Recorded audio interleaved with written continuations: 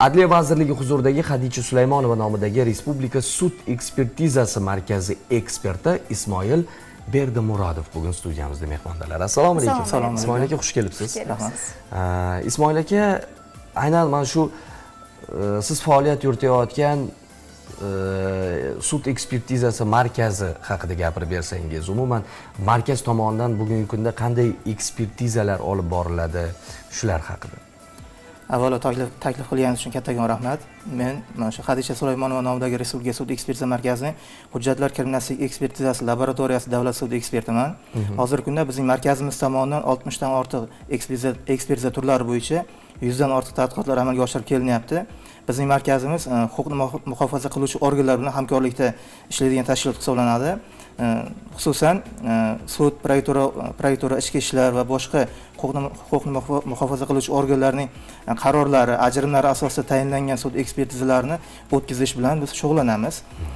Bizning bo'lim hujjatlar kriminalistik ekspertizasi laboratoriyasi ikki xil turdagi ekspertiza amalga oshiriladi. Xususan sud xavfsizlik ekspertizasi va hujjatlarning sud texnik ekspertizalari o'tkaziladi.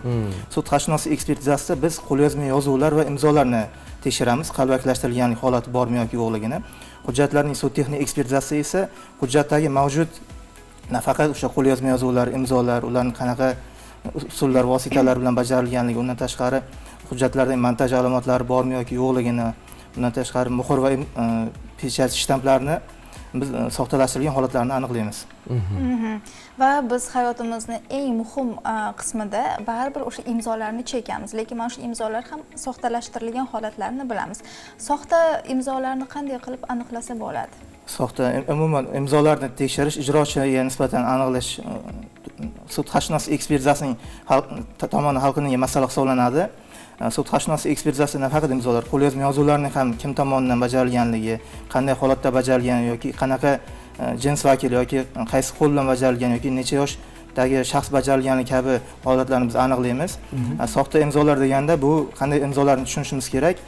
Imzolar ma'lum bir shaxsning nomidan qo'yiladi. Masalan, mening nomimdan qo'yilgan imzo faqat meni o'zim tomonidan bajarilishi kerak. Agar mening nomimdan boshqa birov imzo qo'yiladigan bo'lsa, u soxta imzo hisoblanadi va huquqni muhofaza qiluvchi organlar tomonidan bu hujjat qalbaga topilishiga sabab bo'lishi mumkin ertaga. Soxta imzolarni aniqlashda biz o'sha tekshirilayotgan avvalo o'sha imzo mavjud bo'lgan hujjat hamda mazkur imzo kimning nomiga nisbatan tekshiriladigan bo'lsa, masalan, o'sha shaxsning o'zining nomiga tekshiriladi. Bundan tashqari gumonlanuvchi, ya'ni taxminiy ijrochilar ham bo'lishi mumkin. Mana shularga nisbatan ham tekshiriladi.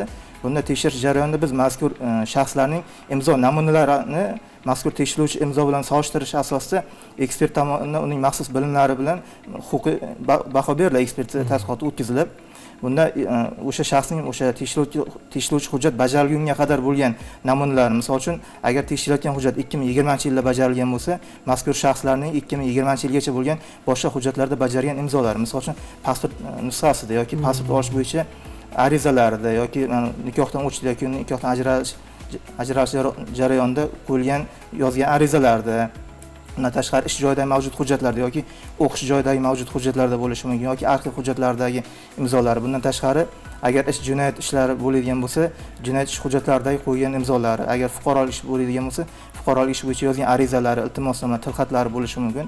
Mana shu hujjatlar. Undan tashqari ya'ni eksperimental tarzda qo'yilgan kamida 5-10 varaqdagi tasdiqlangan imzo namunalarini hammasini o'zaro solishtirish asosida tadqiqot o'tkazib, imzo o'sha shaxsning o'zi tomonidan bajarilgan yoki boshqa shaxs tomonidan bajarilganmi degan biz savolga hal qilamiz. Agar o'zi tomonidan bajarilmagan bo'ladigan bo'lsa, bu ertaga huquqni muhofaza qiluvchi organlar tomonidan hujjat soxta, imzo soxtalashtirilgan deb topilishi mumkin. Tushunarli. Aziz do'stlar, menimcha bu chindan ham qiziqarli mavzu va sizga ham foydali bo'ladi degan umiddamiz. Adliya vazirligi huzuridagi Xadicha Sulaymonova nomidagi Respublika sud ekspertizasi markazi eksperti Ismoil Berdimurodov. Ismoil aka bilan biz hujjatlarni soxtalashtirish, imzolarni soxtalashtirish mavzusida suhbatlashyapmiz va suhbatimiz davom etadi. Va qaysi holatlarda hujjatlar qalbakilashtiriladi? Hujjatlar ma'lum bir huquq beradigan, majburiyat yuklaydigan yoki qanaqadir imtiyoz beradigan holatlarda asosan qalbaklashtirish holatlari uchraydi. Xususan biron bir shaxsga misol uchun hokimning qarori, hokim yoki boshqa bir mansabdor shaxsning qarorini chiqarib berish jarayonida hokimlarning imzosi ham soxtalashtirilgan holatlar kuzatilgan. Undan tashqari shartnomalarni imzolash jarayonlarida misol uchun tadbirkorlik subyektlari MCJ shaklida tashkil etilgan holatda MCJlarning umumiy ta'sis yig'ilish qarori va ta'sis shartnomalari, ular MCJ nomidan tuzilgan shartnomalar. Ular bilamizki, ayrim MCJlarda ishtirokchilar soni ko'p bo'ladi. Ma'lum bir ishtirokchilarning bu shartnomalar tuzilganidan xabari ham bo'lmaydi. Xabar bo'lmaganiga sabab uning imzosi boshqa bir ishtirokchilar yoki boshqa shaxslar tomonidan soxtalashtirish holatlari ham kuzatiladi. Undan tashqari fuqarolarning kundalik hayotlarida ham misol uchun vasiyatnomalarni soxtalashtirish holatlari ham uchragan bizda. Tushunarli. Boya imzolar haqida gaplashdik-ku. Ko'pchilikni qiziqtiradigan bir savol bor, aynan mana shu savolga javob topmoqchiman. Biz imzolarni pasportimiz bilan bir xil qo'yishga majburmizmi? Ana shunday majburiyat bormi fuqarolar oldida? Ya'ni pasportdagi imzoga o'xshashi shartmi yoki keyingi savolim, bugun qo'ygan imzoyimni ertaga almashtirish huquqiga egamanmi va buning tartibi qanday? Fuqarolar tomonidan aynan pasportdagi imzoga o'xshash qilib yoki pasportning o'zi ham qanaqadir o'zining avvalgi imzolariga o'xshash qilib bajarish bo'yicha hech qanaqa qonunchilikda majburiyat yuklanmagan fuqarolarga. Eng asosiy bu yerda bo'ladigan soxtalashtirish holat bo'lmasligi uchun fuqarolarning kimning nomidan imzo bajariladigan bo'lsa, o'sha shaxsning o'zi tomonidan bajarilishi kerak. Uning nomidan boshqa shaxs uning nomidan imzo qo'yadigan bo'lsa, bu imzo kelajakda soxta imzoda topilishi mumkin va fuqarolar istalgan vaqtda o'zlarining imzosini o'zgartirishi mumkin. Bu bo'yicha hech qanaqa taqiq yo'q. Demak, men bugun bitta hujjatga boshqacha imzo, ertaga boshqa hujjatga boshqacha imzo qo'ysam bo'ladi. Xuddi shunday bo'ladi. Bu qoidabuzarlik, bu qoidabuzarlik emas va u imzolar pasportdagi imzoga o'xshash bo'lishi shart degan qoida ham yo'q. Aziz do'stlar, bu ham juda ham muhim, lekin ana endi savolning javobi yana savol kelib chiqishiga sabab bo'lyapti-da. Xurshidxon, uzr so'rayman, sizda ham savollar ko'pligini bilaman. Deylik, bu ekspertiza nuqtai nazaridan qiyinchilik tug'diradi-ku. Ya'ni bir inson 2 xil imzo, 3 xil imzo cheksa, uniki qanday aniqlaysiz soxtaligini? To'g'ri, ekspertiza nuqtai nazaridan tadqiqotlarda bir shaxsning 2-3 xil va undan ortiq imzo shakllari bo'lishi qiyinchilik tug'diradi, lekin imzolar shaxslar tomonidan avtomatik ravishda bajariladi. Bu miya bilan bog'liq harakatlar hisoblangani uchun ayrim belgilar imzolarda turg'un belgilar hisoblanadi va har qanday o'zgartirganda ham bu belgilar saqlanib qoladi imzolarda. Biz mana shu belgilar orqali aniqlaymiz. Ekspertizada bu aniqlanadi, ya'ni hech ham bir qolib ketmaydi. Albatta, har qanday holatga ekspertiza jarayonida, tadqiqot jarayonida biz baho beramiz. Va endi soha yuzasida necha yillardan beri ishlayapsiz? Turli holatlarni ko'rgansiz va mana shu holatlarning qaysi biri sizga qiziqarli va qaysidir ma'noda o'zingizni ham ajablantirgan holat bo'lgan? Mana shu holat haqida aytib bersangizda, tomoshabinlarimizni ham ogohlikka chaqirsak. O'zim bu sohada 2 yildan beri faoliyat yuritaman.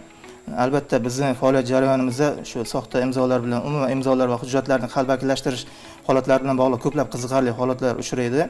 Jumladan fuqarolarning kundalik hayotda bog'liq, misol uchun vasiyatnomalar bilan bog'liq qiziqarli holatlar nisbatan ko'proq uchraydi. Jumladan shaxs vafot etib ketgan bo'ladi. Uning nomidan keyinchalik vafot etgandan keyin vasiyatnoma qayerdandir chiqib qoladi, misol uchun notarius aniqlanib qolishi mumkin. Shunday holatlarda misol uchun aka-uka o'rtasida meros bo'yicha nizolar bo'ladigan bo'lsa, aka aytadi, ukam otamga qaramagan, munosabatlari yaxshi emas, lekin otam mana vasiyatnoma chiqyapti. Otam ukamga vasiyat qilib qoldirib ketgandan keyin bunday bo'lishi mumkin emas. Ikkalasi doimiy nizolashib yurgandi deb shikoyat bilan kelishadi. Mana shunday holatlarda o'sha vasiyatnoma bo'yicha, vasiyatnomadagi vafot etib ketgan shaxsning imzosi bo'yicha biz tekshiruv o'tkazishimizga to'g'ri keladi va bunda qiyinchilik tug'diradigan yana bir holatlardan biri u shaxs vafot etib ketgan, bundan boshqa imzo namunasini olib bo'lmaydi. Faqat u hayotlik davrida bajargan hujjatlardagi imzo namunalari bo'yicha o'tkazishimizga to'g'ri keladi. Yoki yana bir ayrim holatlarda, misol uchun shaxs chet elga chiqib ketgan, boshqa bir chet davlatda sayohat yoki davolanishda bo'lishi mumkin.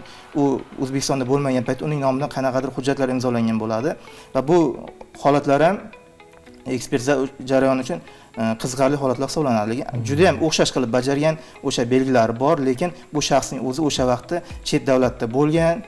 Mana shunday holatlar ham ekspertiza uchun nisbatan qiyinchilik ham tug'diradi, lekin o'ziga yarasha qiziqarli taraflari ham bor. Insonlar aynan mana shu ekspertizaga siz faoliyat yuritayotgan markazga murojaat qilishlar qanday tartibda amalga oshiriladi? Bu chunki qiziqda. Misol uchun siz aytayotgan ba'zi bir hujjatlarni murojaat qilmoqchi bo'lgan fuqaroga taqdim etilmasligi mumkin. Aynan mana shu jarayonlar va qaysi turdagi, yana mana hozir vasiyatnoma haqida gaplashdik. Qaysi turdagi hujjatlarni biz tekshirtirishimiz mumkin? fuqarolar o'zlarida mavjud bo'lgan har qanday hujjatlarni, jumladan imzolar va yozuvlarni tekshirtirish mumkin o'sha hujjatlardagi. Hozirgi kunda markazimiz tomonidan advokatlik so'roviga ko'ra fuqarolik iqtisodiy ma'muriy ishlar bo'yicha, bundan tashqari fuqarolarning o'zlariga nafaqat fuqarolar, jismoniy va yuridik shaxslarga pulli xizmat ko'rsatib kelinmoqda, shartnoma asosida bo'ladi.